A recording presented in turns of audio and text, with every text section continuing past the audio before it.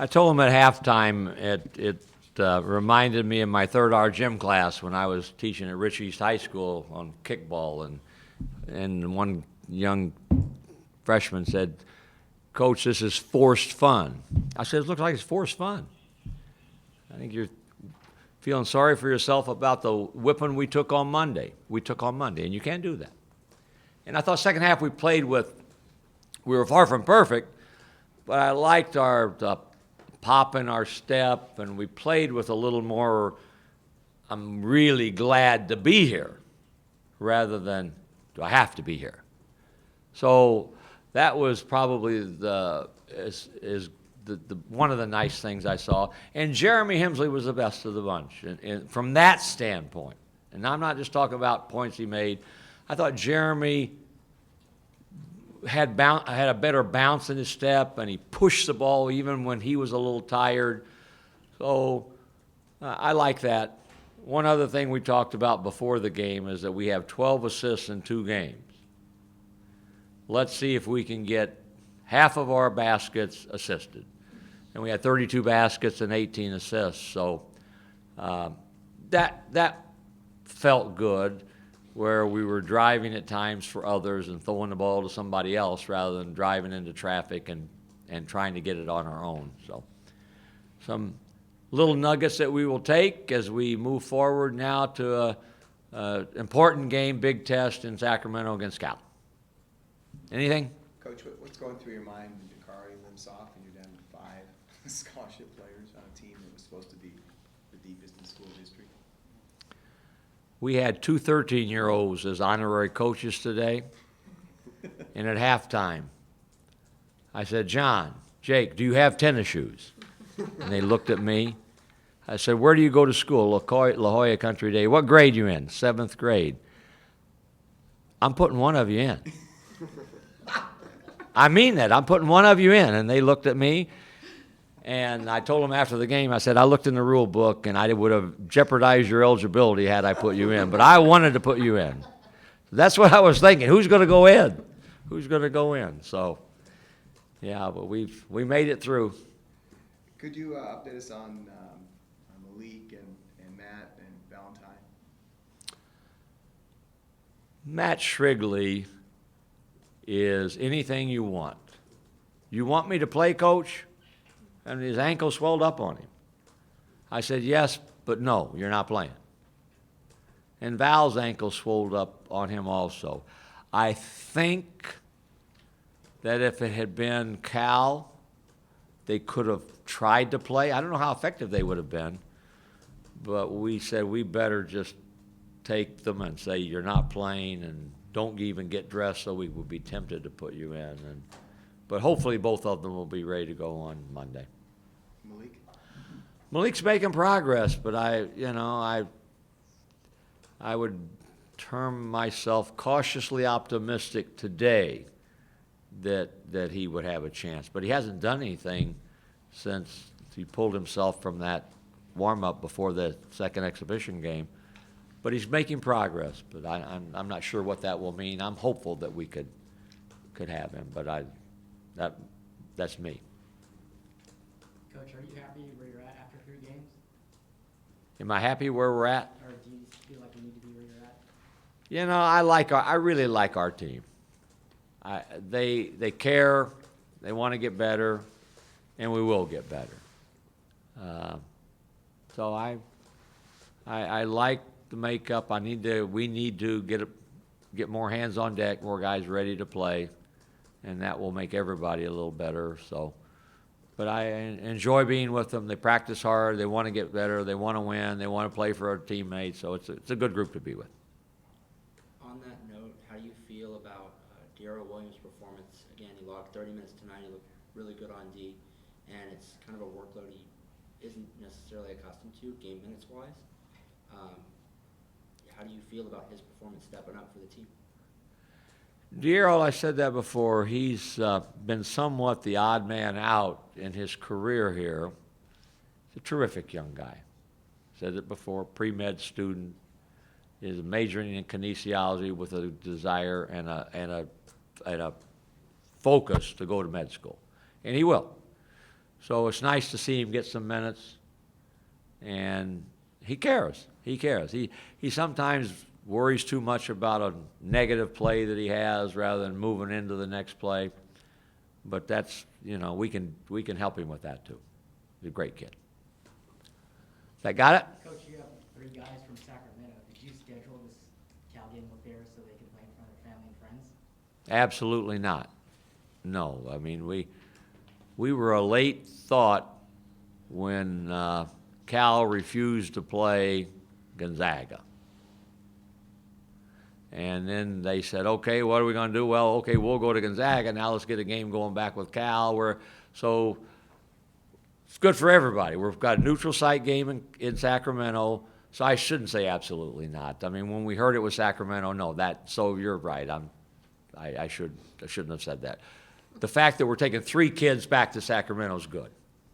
And we said, yeah, that would really, really be good. We're playing in a brand new Sacramento Kings arena. Everyone will be excited about that. And Diero and Dakari and Malik will be going home to play. So strike from the record the first statement I made. Yeah, we're very excited. And when we saw that we're going there, we all said, yeah, that's going to be great. Coach, your thoughts on San Diego Christian and what happened with them, with their bus and I mean, not even having their road uniforms tonight. I don't know how much you know about it, but what are your thoughts about them be able to come back and play a few nights later? Well, what happened to them was something that you'd hope would never happen to A, team, B, a school bus full of young people, where it gets rammed, catches fire, and the whole bus goes. And I mean, he talked about guys losing, just they just get off the bus and left most of the things on there, from computers to backpacks to everything. So that had to be terribly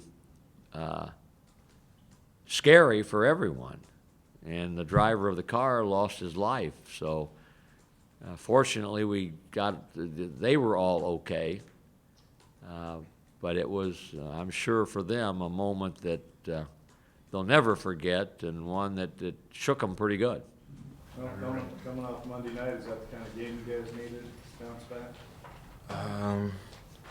Yeah, it was a good game to, I guess, get the bad taste out of our mouth, but we still remember what happened. But we can't, that game isn't something we can hang our heads on. We just gotta, it happened, we gotta move on from it, learn from it, and just get better from it. Going from the facing off against, they had, 3 7-footers Gonzaga did, to the smaller lineup, how much did that help you guys, especially the guards penetrating? It helped, but even with 7-footers in the paint, driving and kicking and just penetrating and getting out to the open guys, still something we got to do, regardless of who we're playing or how tall they are. Kari, what happened with you and what's going through your mind? I mean, when you went out, you were down to 5 healthy scholarship players. Techie was already out. What happened? What's going through your mind there? I just wanted to go out there and just, stay positive. We had a little bit of game slippage that we're going to work on, but we finished strong, and, that's the thing we're going to take away from this game. I mean, on your injury. What happened? Oh, my injury. I don't like sitting out, honestly. Every time I get hurt, I try to get back in. Every time coach, no matter how much I'm hurting, I'm going to tell him I'm good. So I just want to play. What happened to you? I was on the backside, and the guy ran up my leg. I twisted my ankle, and when I went off, it hurt a lot. But as the time went on, it got better. So I told coach I was ready. Do you have any idea what's going on with this team with the injuries? I mean, is it just that you were seeing anything like this? I don't know, man. Maybe just have a dark cloud over our head. But we got Serge. He's a solid trainer, and just hopefully they get all the injured guys back. Well, on a positive note for the injuries, Jeremy, you're finally back. You're healthy, and I think it really shows on your jumper. How much more comfortable do you feel, especially getting that extra little jump at the end, Right. not having to worry about coming down hard on foot? Well, my jumper is something I've put a lot of work in when I came into college, that wasn't really something I was known for. I was known as a driver, so that's something I put a lot of work into. So shooting the ball is something I feel comfortable with 100%. And when I had the injury last year, it was sort of hard to just do anything, even shooting, dribbling, or anything, because I didn't have that extra push. But now that I'm 100% healthy, I feel good with everything. What did you do to your shot specifically? I mean, there's always tweaks you make to your shots, but when it comes down to it, it's just a lot of repetition. When you put a repetition into your jump shot, I mean, there's not really anything else to put into it. Just repetition and going game speed and whatever shots you feel like you're gonna get in the game. That's just what I did. I just worked on the shots I know I get the most in the game, and I guess it's working. So You change your motion? I actually did change it. I tried to just get it into one motion because last year it was more of a, I guess, hitch. I guess it wasn't just natural. So this year I just try to have it flow. How do you guys feel comfort level-wise switching on defense through your rotations? Because I felt like watching tonight looked a lot cleaner in communication compared to, say, USD. Are you guys getting more comfortable with each other the more games you get in? Today was more easier because we were switching every single ball screen. Sometimes when we play teams, we don't switch the 5, so you don't know who's coming, and that's what kind of makes it harder. But today we were switching every ball screen, so as soon as we seen the ball screen, we knew we were switching. Were you guys surprised at all that SD Christian didn't come out with his own defense at all after the other night? And does it almost feel like kind of a wasted effort, like not getting the chance to, show the voters, the fans that you guys can run a good zone offense on a night like tonight?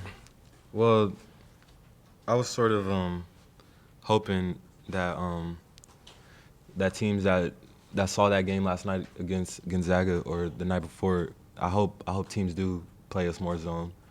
I mean, that zone that they had was a good zone, but zone offense is something we do work on, and everything's a work in process, and that's something we're getting better at. But we feel comfortable having a zone offense or another team going against us as a zone. But I did expect them to go zone against us, but they didn't. I guess they felt like they could guard us man.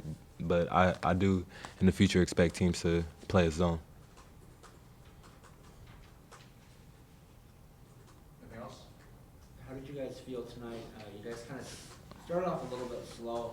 How did you guys feel after having kind of the quick turnaround from Spokane last night and just having the one day yesterday? We couldn't wait to get back on the floor as a team. We watched tape for an hour, 30 minutes on the Gonzaga game. We learned from the mistakes, and we couldn't wait to get back out there and just showed what we learned from our last game. So we were ready to play. We came out and we had fun in the second half. I think that was the biggest difference from the first and second.